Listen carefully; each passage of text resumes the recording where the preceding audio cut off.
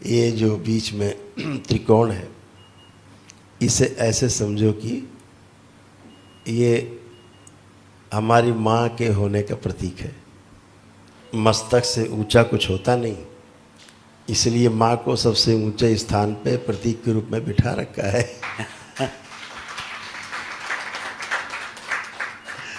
और जो ये त्रिपुंड है, ये कुछ होता ही नहीं, है ही नहीं।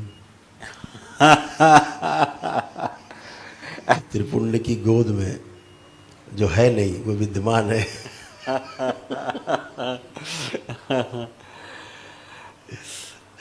त्रिपुंड उस माँ की गोद में विद्यमान है, उस त्रिभुजाकार में विद्यमान है, जो है ही नहीं। तो ये जो त्रिगुणात्मक सत्ता है, त्रिपुंड, उसका ऊपर जो ये त्रिकोणात्मक जो आप देख रहे हैं त्रिभुज, वो त्रिगुणात्मक सत्ता है। और इससे, इसके बीच से निकलने का रास्ता भी माँ के ही पास है। जी यही आपको बीच से निकालने का रास्ता देगी। तो जो है नहीं,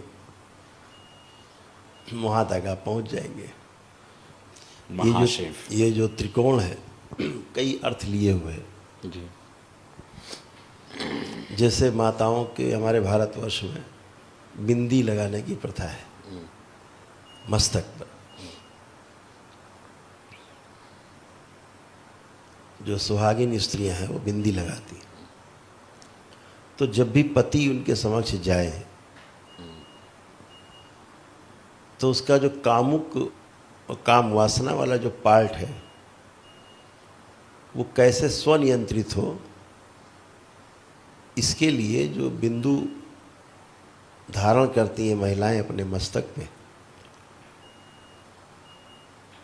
तो पुरुष को ये बार बार ध्यान आए कि हमको यहाँ पर अपने विजय प्राप्त करनी है। हमारा लक्ष्य ये है। जो सामने बिंदी दिख रही है वो उस ओर उसका ध्यान जाए, क्योंकि शिव ही काम वासना को समाप्त कर सकते हैं, संयमित कर सकते हैं जी। इसलिए शिव नेत्र पर वह बिंदी माताएं बहनें लगाती हैं ताकि पति को दिखाई दे कि हमारा तुम्हारा ब्याह केवल मौज मस्ती के लिए नहीं हुआ है, तुम्हारा लक्ष्य ये है। तो बहुत ही अर्थपूर्ण है ये बात कि महिलाएं अपने पति को उनका जो लक्ष्य है याद दिलाते, वो अपने मस्तक पे धारण करके घूमती हैं श्रृंगार के रूप में। तो व्यक्ति कामुकता से भी संयमित रहता है जी, क्योंकि उसका लक्ष्य बार बार दिखता है सामने। जैसे ही पत्नी का चेहरा देखता है तो बिंदी दिखती है। बिंदी मतलब, बिंदु मतलब अपना आज्ञा चक्र जी।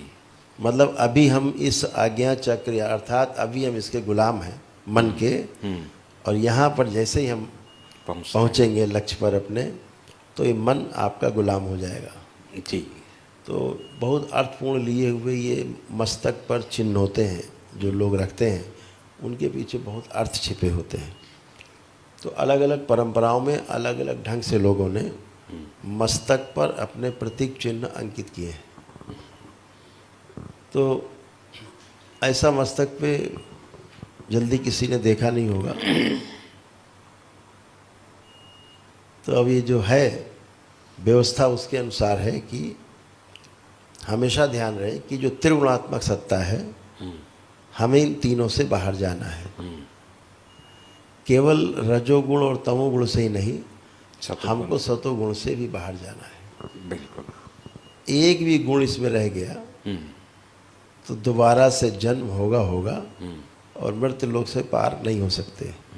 तीनों से पार जाने के पश्चात ही 84 लाख योनियों के जन्म मरण के बंधन से मुक्ति मिलती है। तब जो है नहीं, जो उसके पीछे त्रिपुंड है, जो है नहीं, वहाँ आदमी समाहित होता है। ये इसका अर्थ है।